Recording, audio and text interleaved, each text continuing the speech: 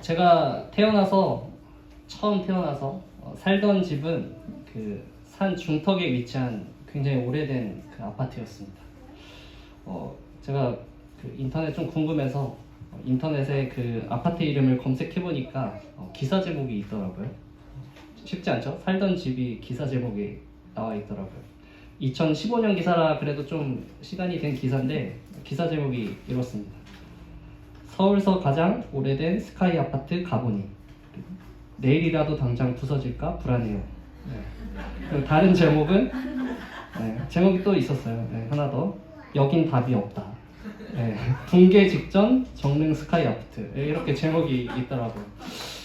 지금은 이제 지나다니면서 보거든요. 내부 순환도를 통해서 이제 왔다 갔다 보면 잘 보이는 상 중턱에 있으니까 굉장히 잘 보이는데 이제 지금은 이제 거기가 수익성이 없어서 재개발은 안 됐어요. 왜냐하면 뒤에가 청와대라서 이제 5층까지밖에 못 세워져서 지금 그래서 이제 나라에서 국가 정책으로 이제 청년들 집을 이제 지어가지고 임대 아파트 그걸 이제 지어가지고 딱 있습니다.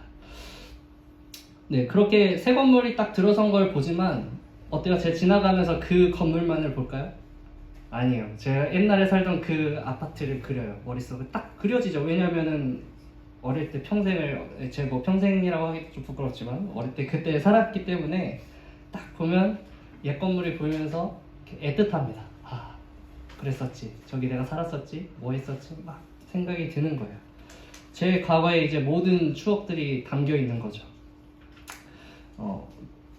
이런 것들이 있었어요. 심겨져 있던 대추나무, 막 아파트 이제 4층까지 이렇게 울창한 굉장히 그래서 손만 뻗어도 대추 열매를 딸 수 있을 정도로 그런 대추나무도 있었고, 빨래를 널던 옥상, 그리고 가스통을 썼어요. 그래서 가스통이 거기에 막 놓여 있고, 또 옆으로 이제 셋 계단이 나 있고, 막 가끔씩 이제 보면은 거기가 제비가 집을 또 짓습니다.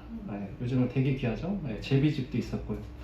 뭐 그리고 집 앞에는 이제 난방 기름통을 썼죠. 그때는 또 이제 기름을 사서 그죠? 기름차가 와가지고 통에 넣어주면 그걸로 이제 난방하는 뭐 그런 것도 있었고, 당연히 화장실은 쭈그려서 써야 되는 그 화장실이고, 많은 그런 추억들이 있습니다. 사실 떠나온 지 굉장히 오래됐거든요. 떠나온 지 20년이 지났습니다. 거기서 떠나온 지 20년이 지났는데 다른 곳에서 더 좋은 환경에서 정말 살았어요. 시설 속에서. 왜냐면 정말 오래된 아파트잖아요. 뭐가 있겠어요. 뭐 어떤 제대로 된 시설이 있었겠어요. 제가 살 때도 굉장히 낙후된 아파트였기 때문에 그런데 후회가 없더라는 거죠. 그때를 생각하면 후회가 없다 이런 생각이 드는 거예요. 왜 그런 거 생각을 해보니까 놀아야 되는 시기 때 정말 열심히 놀았어요. 내가 그때로 돌아간다고 해서 그때처럼 열심히 놀 수 있을까? 아니요, 못 놀 것 같아요. 정말 최선을 다해서 놀았습니다. 옆에 산에 가서 계곡에 가서 가재도 잡고요. 뒷산에 벙커가 있어요. 벙커 들어가고 탐험한다고 막 철책 있는데 거기 옆으로 막 왔다 갔다 하고, 뭐 매미며 거미며 뭐 그냥 뭐 다 잡으러 다니고, 표정이 거미 잡았다니까 표정이 안 잡은데 이렇게 잡은 건 아니고, 그때는 이제 거미를 이제 비비탄솜으로 이제 총으로 쏘는 그런 거를 했습니다. 정말 이렇게 잡은 게 아니고 정말 잡았어요. 그렇게 잡았고요. 그래서 정말 이제 후회가 없는 거죠. 그때를 생각해도 거기를 봐도 후회는 없어요. 다만 내 마음속에 계속 따뜻함이 있고 생각할 때마다 힘이 되는 그런 추억을 가지고 살고 있습니다. 그런데 요즘 온비를 보니 인생을 정말 아깝지 않게 살고 있다라는 생각이 들더라고요. 저희 부모는 아침에도 힘들고 점심에도 힘들고 저녁에도 힘들어요. 사실 온비랑 같이 있으면 항상 힘듭니다. 그래서 엉덩이가 무거워서 이제 놀아주긴 하지만 붙여있는데 막 혼자서 막 뛰어다니고 막 왔다 갔다 하면서 뭐라 말하고 정말 쉴 새 없어요. 쉬지 않아요. 얘는 또 낮잠을 안 자는 애라서 자기 전까지 정말 자신을 불태웁니다. 그래서 감사하게 일찍 자고 오래 잡니다. 그건 좀 좋은데 어쨌든 정말 알차게 보내는 거예요. 쓸 수 있는 모든 시간을 자기가 다 활용해서 노는 거죠. 제가 하고 싶은 말은 이렇게 세월을 아끼면 우리가 무언가 마지막을 맞이할 때 조금은 담담해질 수 있다라고 하는 것이에요. 그것이 오늘 하루의 끝일 수도 있고 더 나아가서 인생의 끝일 수도 있습니다. 우리가 사람 간의 이별 앞에서 하는 말이 이런 거죠. 조금만 더 잘할 걸, 조금만 더 함께 할 걸. 이 조금만 더예요. 사실은 막 인생의 막 전반부가 변하고 싶다 뭐 이렇게까지 얘기하지 않잖아요. 우리가 후회하는 것은 그 조금만, 조금만에 대해서 그렇게 많이 후회를 한다는 거죠. 근데 우리가 그 시간을 채울 수 있는 기회가 지금 아직 우리에게 주어져 있다고 하는 것이죠. 세월을 아끼면 됩니다. 종종 세월이라는 단어를 이제 원어적인 그 단어로 접근을 해서 뭐 중요한 시기 또는 특별한 기회 뭐 이런 식으로 해석되는 본문인데 이 단어도 맞죠. 우리에게 허락되어진 시간들은 우리에게 다시 주어지지 않을 기회인 거예요. 지금 이 시간, 돌아오지 않을 이 시간을 온전케 만들 수 있는 기회이고요. 그리고 우리가 무언가 마지막을 마주했을 때 후회와 슬픔이 아니라 기쁨과 기대로 채울 수 있는 바로 그러한 기회의 시간입니다. 오늘 여러분들에게 다 우리 공통에게 주어진 기회예요. 이 기회를 잡으시기를 바랍니다. 수요일 예배 전에 비빔국수를 먹었습니다. 먹었는데 장로님께서 재밌는 이야기를 해주시더라고요. 예전에 어릴 때 얘기 뭐 이렇게 얘기를 해주셨는데 지나가는 중에 이런 이야기를 잠깐 하셨어요. 과거의 그 시간이 이제 다시 돌아오지 않는다 이렇게 좀 얘기를 하셨었는데 그 뜻은 곧 뭐예요? 지금 이 시간도 사실은 다시 돌아오지 않는다는 거죠. 제가 아침에 기도회를 하고 이제 눈을 떠서 교회를 이렇게 쓱 둘러봤습니다. 근데 벌써 정이 들었더라고요. 벌써 정이 들었어요. 그래서 2년 뒤에 어쨌든 뭐 저희가 떠나게 될 수도 있고 뭐 혹은 더 늦어지더라도 언젠가는 분명히 이 성전을 떠날 때가 올 거란 말이죠. 왜냐하면 이 공동체는 쇠하지 않겠지만 이 건물은 결국은 쇠한단 말이에요. 그죠? 그렇기 때문에 여러 감정이 들고 막 이런저런 생각이 드는 거예요. 그러면서 또 이런 생각이 든 거죠. 우리가 이 성전을 떠날 때 슬퍼하고 이를 갈면서 떠나게 될 것인가, 기대와 설렘을 가지고 떠나게 될 것인가 이렇게 생각이 들었습니다. 특히 이곳에서 태어나고 자라난 우리 성도님들, 그리고 이곳에서 신앙이 뿌리내리고 믿음이 자라난 우리 성도님들, 그들의 마음이 어떨까 막 짐작이 되지 않는 거예요. 그러다가 이제 걱정이 되는 거죠. 이 교회 위치를 보면서 평생 슬퍼하면 어떡하지? 마음이 막 울적해지고 이곳을 막 쳐다보기도 싫어하는 그런 곳으로 남게 되면 어떡하지? 라는 그런 생각이 드는 거죠. 그래서 제가 아파트 생각을 해본 거예요. 내가 정말 이곳에서 태어났으면 나는 이곳을 어떤 마음으로 바라보게 될까? 이렇게 생각해서 앞서 드린 그 아파트 말씀을 얘기 드린 겁니다. 저는 고작 12년밖에 안 살았습니다. 거기서. 그런데도 아직까지 마음에 남아있단 말이에요. 20년이 넘었지만. 그런데 지금 여기서 자라신 분들은 그게 뭐예요? 그죠? 20대 중반 훌쩍 넘었고 30대도 지금 훌쩍 넘었고 얼마나 오랜 시간 동안 이곳에서 여러분들의 추억과 기억과 모든 마음이 다 남아있습니까? 걱정이 되는 겁니다. 그래서 여러분들이 어떤 마음을 품게 될지는 모르겠어요. 사실은 감히 제가 짐작할 수 없어요. 그래도 감사하게도 우리에게는 아직 기회가 있다는 거죠. 오늘 이 교회에서 가장 멋진 예배를 드릴 수 있는 그 기회가 있고 또 소중하고 아름다운 추억을 만들 기회가 지금 우리에게 있고요. 또 마지막으로 그렇게 모든 것이 쌓여서 이 예배의 터를 떠나서 다른 곳으로 옮기는 날 기쁨과 소망을 가지고 그죠? 희망차게 나아가도록 만들 수 있는 기회가 우리에게는 아직 있습니다. 여러분 그렇기 때문에 반드시 세월을 아끼시기 바랍니다. 그리고 가장 우리가 세월을 아껴야 하는 이유는 사실 구원의 때를 위해서죠. 내가 심판받는 그때가 언제 찾아올까요? 아무도 모르죠. 아무도 모릅니다. 하나님만 아세요. 늘 말하지만 오늘 밤이 그 도적같이 찾아오는 그날일 수도 있는 것이죠. 어떻습니까? 여러분 후회 없이 떠날 준비가 되었나요? 하나님 오셨구나. 기다렸습니다. 갑시다. 있습니까? 하나님께 모든 것을 쏟아부은 사람은 너무나 사실 신나게 떠날 수 있어요. 기다리고 갈망하고 고대하던 순간이기 때문에 떠날 수 있습니다. 아, 내가 하나님 주신 소명을 다 이루었구나. 여기까지구나. 나 이제 쏟을 만큼 쏟았다. 간다. 예수님 만나러 간다. 다음 일은 이제 하나님 알아서 하세요. 하면서 우리가 갈 수 있죠. 내가 하나님 주신 소명을 다 이루면 우리가 갈 수 있는 겁니다. 그런데 혹시 이런 생각이 드시는 분이 있을 수 있어요.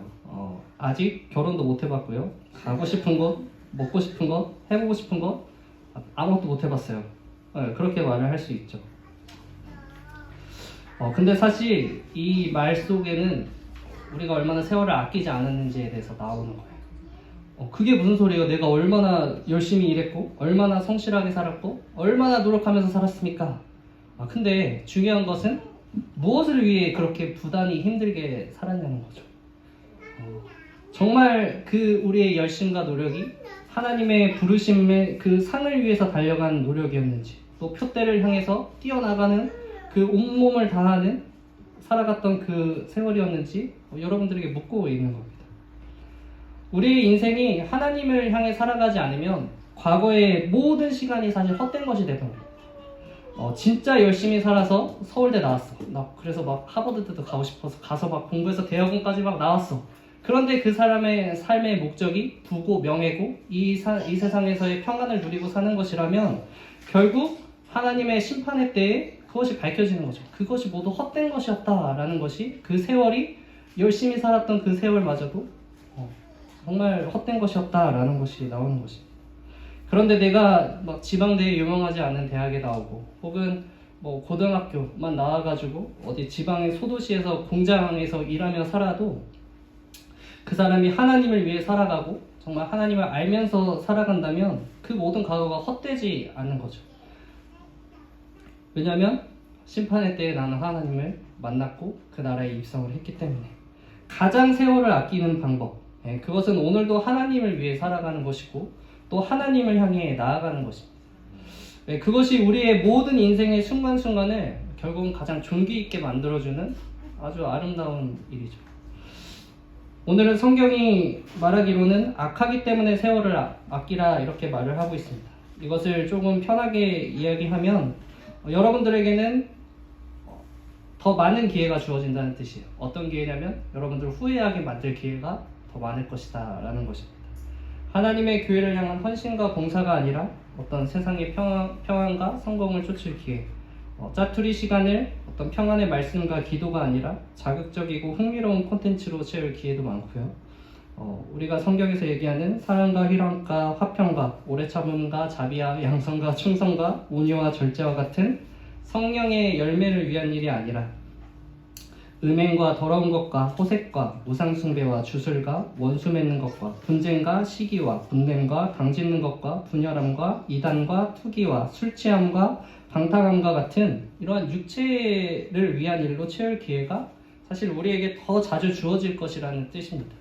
그래서 우리가 오늘 하나님을 향해 나아가는 그 길을 다른 기회들이 계속 막는 거죠.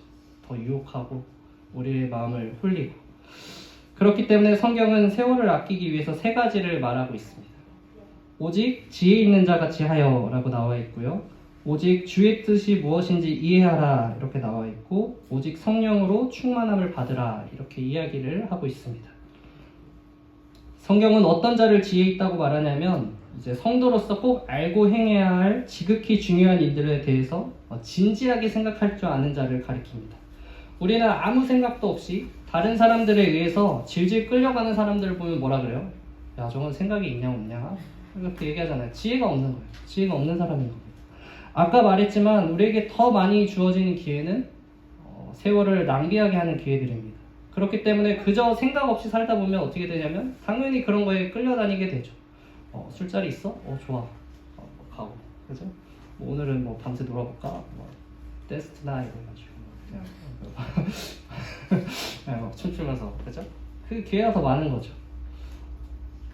어때요? 여러분 주변에도 그렇잖아요. 예배하러 갈래? 하는 사람이 더 많아요. 예배드리러 갈래? 하는 사람이 더 많아요. 아니면 뭐 놀러 갈래? 뭐 같이 우리 수다로 시간을 보내볼까? 이렇게 해서 여러분들의 그 귀중한 시간들을 이렇게 계속 빼먹는 사람들이 많습니다. 맞잖아요. 우리 주위에 아무리 생각해도 죄짓기에 또 하나님께서 기뻐하시지 않는 것을 행할 기회가 더 많단 말이죠. 네, 다른 사람들이 다 그렇게 산다니까 뭐 그렇게 살고 다른 사람들이 맞다니까 맞구나 이렇게 하는 인생으로는 우리의 세월을 아낄 수가 없습니다. 아침에 일어나면 여러분들께서 오늘 해야 하는 일들에 대해서 한번 생각해 보시기 바랍니다. 계획을 짤 때 이렇게 분류하는 방법이 있습니다. 긴급하게 해야 할 일, 급하진 않지만 해야 할 일, 그리고 정말 하고 싶은 일, 조금 하고 싶은 일, 이렇게 나누는 방법이 있습니다. 사실은 이렇게 있습니다. 이렇게 나눠도 되죠. 그런데 우리가 어떻게 사냐면 긴급하게 해야 할 일들에 대해서는 어떻게든 해내요. 그죠? 다음날 과제 제출이 있어, 뭐 다음날 뭐 성과가 있어, 뭐 내야 돼. 죽어서 밤새서라도 어떻게든 하잖아요. 그 다음에 뭘 해요? 내가 정말 하고 싶은 일을 하죠. 언제까지 그 하고 싶은 일을 하냐면 급하진 않지만 해야 될 일이 급해서 해야 될 일까지, 이게 바뀔 때까지 미루다 그죠? 급하진 않아도 해야 됐는데 정말 이제 바로 파업까지 왔어. 그러면 이제 하고 싶던 것을 내려놓고 이제 해야 될 일, 긴급하게 해야 될 일을 우리가 하죠. 네, 그래서 저는 사실 여러분들에게 이런 기도, 말씀, 이런 신앙생활이 최대한 긴급하게 해야 할 일로 포함되기를 원하지만 그게 힘들잖아요? 그러면 여러분들에게 엄청나게 하고 싶은 일이 되기를 진심으로 축복합니다. 네, 그래서 그렇게 살아가면 우리가 지혜로운 자로서 이렇게 세월을 아낄 수 있게 되는 거예요. 여러분들께서 오늘도 내일도 이제 아침 맞이할 때마다 오늘 꼭 해야 되는 일은 뭐였지? 생각해 보시고 어떤 신앙생활에 관련된 것들을 오늘 정말 하고 싶은 일이다. 거기에 리스트에 넣고 꼭 채워서 하시기를 바랍니다. 네, 다음 주에 그 다음은 주의 뜻이 무엇인지 이해하는 것이라고 말씀드렸죠. 아까 살펴본 지혜 있는 것과 별 차이를 못 느끼지만 이걸 또 원어적으로 접근하면 노력을 쏟다라는 의미가 담겨 있어요. 이것은 사실 이런 의미가 내포되어 있는데 빛의 열매를 맺어야 한다라는 의미까지 사실은 내포가 되어 있거든요. 그래서 우리는 합당한 열매를 맺을 때까지 사실 언제고 노력해야 하는 존재라는 거예요. 세상 일도 노력 없이 이루어지는 것이 없잖아요. 정말 세상에 노력 없이 되는 게 뭐가 있습니까? 하물며 우리가 하나님의 일을 이루기 위해서는 더 많은 노력이 필요하지 않겠습니까? 하나님의 일이니까 하나님이 하십시오 이렇게 던져버리고 아무것도 안 하면 결국 우리가 그것은 세월을 죽이는 일이죠.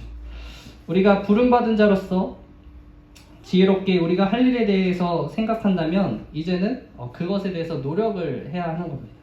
거저되는 것은 없습니다. 국어사전에서 노력을 이렇게 정의합니다. 목적을 이루기 위하여 몸과 마음을 다하여 애를 씀. 몸과 마음을 다하여 애를 씀. 오늘 하루도 그 나를 부르신 그 목적을 위해서 여러분들의 몸과 마음을 다해서 애를 씀으로써 우리가 세월을 아끼는 그런 지혜로운 사람들이 됩시다. 마지막은 뭐였죠? 성령 충만. 성령 충만하는 겁니다. 성경은 어떤 자를 성령 충만한 자라고 말하냐면 그리스도인으로 능력 있는 삶을 살아가는 자를 의미해요. 즉 이미 우리 안에 내주하신 성령님께서 우리의 몸과 마음을 그리고 생각을 지배하셔서 인도하시는 상태를 우리가 가리킵니다. 고린도 교회에서는 성령의 역사를 무절제하게 사용했습니다. 막 너도 나도 다 막 방언하면서 어떤 은사가 더 높다 막 이러면서 그렇게 사용을 했지만 이 데살로니가 교회에서는 오히려 성령의 활동을 제한하거나 좀 배격을 했나 봐요. 그래서 바울이 데살로니가에 보내는 편지에 성령을 소멸치 말라 이렇게 권면을 하고 있습니다. 성령 충만의 비결은 결국 우리 안에 성령이 있음을 사실 믿는 것에서부터 시작을 하는 것이죠. 믿는 자에게 성령이 역사하시고 함께 하신다는 것을 우리가 성경을 통해 알고 들었고 또 하나님께서 구하는 자에게 가장 귀한 것 성령을 주시지 않겠느냐라고 하는 말씀을 우리가 알고 믿습니다. 네, 그리고 사실 그게 잘 안 돼요. 근데 우리들이 왜냐하면 이 시대는 성령 충만이라던가 성령의 은사에 대해서는 조금 무관심해진 시대예요. 예전에 뭐 70년대 이 교회가 부흥하던 시기에는 얼마나 그쵸? 성령 거리면서 사셨는지 아시는 분 몇 분 계시죠? 다는 모르고 저도 모르죠. 저도 전에 들었으니까 사실 저도 잘 몰라요. 하지만 더 성령에 매였고 더 성령의 은사가 나타나는 것에 대해서 거리낌이 없었어요. 그러나 지금 시대는 아니죠. 좀만 아무튼 이 시대는 그만큼 성령을 갈망하지 않아요, 사실은. 여러분 기도 중에 성령 충만하게 하여 주시옵소서 라는 기도를 많이 하시나요? 우리 기도 속에 나와 있잖아요, 사실. 하나님 뜻 뭐 이렇게는 구하지만 성령님 성령 충만하게 해 주시옵소서, 역사해 주시옵소서, 인도해 주시옵소서. 그렇게 우리가 성령님에 대해서 바라지 않는 시대를 우리가 살아가고 있기 때문이죠. 그러나 이 성령 충만은 허구적이고 비현실적인 능력이 아니라 굉장히 실질적이고 우리의 삶에 밀접하게 영향을 미치는 굉장한 능력입니다. 아시아에서 말씀을 전하고 싶었던 바울을 유럽으로 이끌어 나간 게 누구예요? 성령님께서 하신 거예요. 그리고 예수님께서 마귀에게 시험을 받으러 광야에 가실 때 성령에 이끌려 나가셨다, 이렇게 기록이 되어 있습니다. 이처럼 성령님께서는 우리의 삶을 실질적으로 이끄시는 분이심을 여러분 기억하시기 바랍니다. 그러므로 우리가 우리 안에 내주하신 성령님, 오늘 나에게 말씀하여 주시옵소서. 우리 찬양 있죠? 뭐죠? 오늘도 여기에 계신 성령님 우리에게 말씀하시고, 제가 요즘 찬양이 아주 기가 죽어 있기 때문에 그렇습니다. 그런 찬양도 있잖아요. 우리가 성령님의 음성에 귀 기울이고자 노력을 하셔야 된다는 겁니다. 왜냐하면 그분이 우리를 하나님 보시기에 가장 옳은 길로 인도해 주시는 분이기 때문에 그래요. 그래서 우리는 그분의 음성을 따라가는 것만으로도 우리의 모든 세월을 사실 가장 아끼는 지름길로 나아가는 것이죠. 성령 충만을 간구하시고 우리 안에서 말씀하시는 성령님께 귀 기울여 나아갈 수 있는 여러분들 되시기를 축복합니다. 그 준비한 말씀은 끝났는데 제가 매번 하라고만 하는 것 같아서 사실은 좀 마음이 불편합니다. 하나님은 좋으신 분이라고 얘기도 하고 싶고, 하나님은 여러분들에게 축복하시는 분이라고도 말씀하고 싶은데, 죄송해요. 제 신앙이 그래요. 부단히 노력해야 되는 신앙이고, 또 그것을 하나님께서 기뻐하시기 때문에 우리가 그것에 좀 참여하시고 열심히 힘을 내서 더 하나님께 오늘도 한 발자국 가까이 가시는 여러분들 되시기를 정말로 바랍니다. 그때 하나님께서 사실 사람을 깨닫게 하시고 은혜 주시고 살아계심을 나타내실 줄 정말 믿습니다. 기도하겠습니다.